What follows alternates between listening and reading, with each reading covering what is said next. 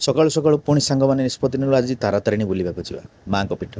ଅପେକ୍ଷା କଲୁ ଖରାରେ, ଅପେକ୍ଷା କରି କରି ଗାଡ଼ି ପହଞ୍ଚିଲା, ଗାଡ଼ି ଭିତରେ ପଶିଗଲୁ। ଇଏ ଯେଉଁ ଖରାକୁ ସହିପାରୁନଥିଲୁ, ଗାଡ଼ି ଭିତରେ ବସିଲା ପରେ ଏସି ପବନ ବା। ତାପରେ ଯାଇ ପହଞ୍ଚିଗଲୁ ତାରାତାରିଣୀ ମନ୍ଦିର। ବସ୍ରେ ବସିଲୁ ଟିକେଟ୍ କାଟି ଏବଂ ବସ୍ରୁ ଓହ୍ଲେଇ ଗଲୁ ମାଆଙ୍କୁ ଦେଖିବା ପାଇଁ। ମାଆଙ୍କ ମନ୍ଦିର ବାହାରୁ ଦେଖିକି ଅତ୍ୟନ୍ତ ଖୁସି ହେଇଗଲୁ। ଯାହା ହଉ ବହୁତ ଦିନ ପରେ ମାଆଙ୍କ ପାଖକୁ ଆସିଲୁ, ମାଆଙ୍କ ଆଶୀର୍ବାଦ ଲାଭ କରିବୁ, ମାଆଙ୍କ କରୁଣା ଲାଭ କରିବୁ, ୟାଠୁ ବଡ଼ କଥା ଆଉ କ'ଣ ଅଛି। ତାପରେ ମାଆଙ୍କ ପାଖକୁ ଗଲୁ। ମାଆଙ୍କୁ ଦର୍ଶନ କରିବା ପୂର୍ବରୁ ଆମେ ଦେଖିଲୁ ବାହାର ଭିୟୁଟା ଏତେ ଆଶ୍ଚର୍ଯ୍ୟ, ବାପରେ ବାପ କେତେ ନିଚ ଦେଖାଯାଉଛି ସହର। ତାପରେ ମନ୍ଦିର ପରିବେଶ ବୁଲିଲୁ, ମନ୍ଦିର ମାଆଙ୍କୁ ଦର୍ଶନ କଲୁ। ଦର୍ଶନ କରିବା ଭିତରେ ପୁଣି ଥରେ ବାହାରକୁ ଆସିଲୁ। ବାହାର ପରିବେଶ ଅତ୍ୟନ୍ତ ଚମତ୍କାର ଥିଲା। ଏ ଟିକେ ଭିଡ଼ିଓ ଫଟୋ ସୁଟ୍ ଚାଲିଲା ଆମର। ପରେ ଆମେ ମନ୍ଦିରର ଚତୁଃପାର୍ଶ୍ୱରେ ଦେଖିଲୁ ଏଇ ଗୋଟେ ସୁନ୍ଦର ଜାଗା। ଆପଣ ଆସିଲେ ମଧ୍ୟ ବୁଲିବାକୁ ଦେଖିପାରିବେ, ଚମତ୍କାରିତା ଏଠି ଅଛି। ବୁଲାବୁଲି କରି ସବୁ ଦେଖି ଫଟୋ ସୁଟ୍ ପାଇଁ ଆଗେଇ ଗଲୁ। ତାପରେ ପୁଣି ଥରେ ବାହାର ଯାହା ବିକ୍ରି ହେଉଥିଲା ସେଠି ଦେଖିଲୁ। କିଣାକିଣି ତ କିଛି କରିନୁ, ତାପରେ ବୁଲାବୁଲି ଟିକେ କଲୁ, ମାଆଙ୍କୁ ଦର୍ଶନ କଲା କ'ଣ ଅଛି। ତାପରେ ଦର୍ଶନ ସାରି ଆମେ ପୁଣି ବସ୍ରେ ବସିକି ଫେରିଲୁ।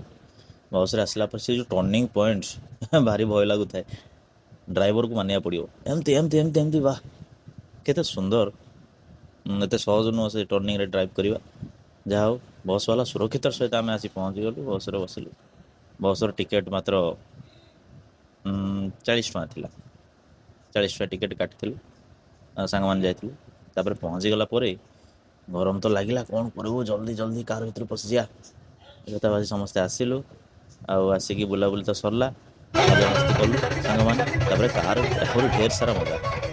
ଏତେ ଗୀତ ବାଜୁଥାଏ, ନାଚ ସାଙ୍ଗମାନଙ୍କର ଦେଖିଲେ ଆପଣ ବା। ଏଠି ଆମ ସଙ୍ଗାତକୁ ଦେଖନ୍ତୁ, ବା ଏ ଗୋଟେ ଖୁସି। ଆଉ ନାଚ ମୁହୂର୍ତ୍ତ ଚାଲିଥିଲା। ଆଉ ନାଚ ଭିତରେ ହ୍ୟାଲୋ, ବର୍ତ୍ତମାନ ଆଜି ଆମେ ମା ତାରାତାରିଣୀ ପୀଠ ବୁଲିବାକୁ ଯାଇଥିଲୁ ସବୁ ସାଙ୍ଗସାଥି ମାନେ। ବହୁତ ଏନ୍ଜୟ କଲୁ, ଫୁଲ୍ ମସ୍ତି କଲୁ। ଖୁବ୍ ଦିନଟା ପୁରା ଫୁଲ୍ ବିତିଲା। ଆଉ କାର୍ଟି ନେଇ ଯାଇଥିଲୁ 7 ସିଟର୍।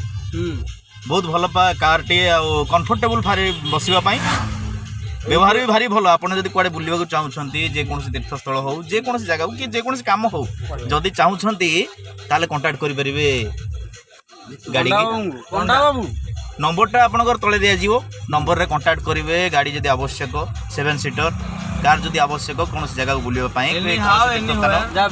ଯେକୌଣସି ପରିସ୍ଥିତିରେ ଆପଣ ସୁବିଧା ଉପଲବ୍ଧ ପାଇପାରିବେ ଏ ଗାଡ଼ିରେ। ଆଉ ବହୁତ ଚିପ୍ ରେଟ୍ରେ ଆପଣମାନେ ବହୁତ ଡିସ୍କାଉଣ୍ଟରେ ମଧ୍ୟ ପାଇପାରିବେ।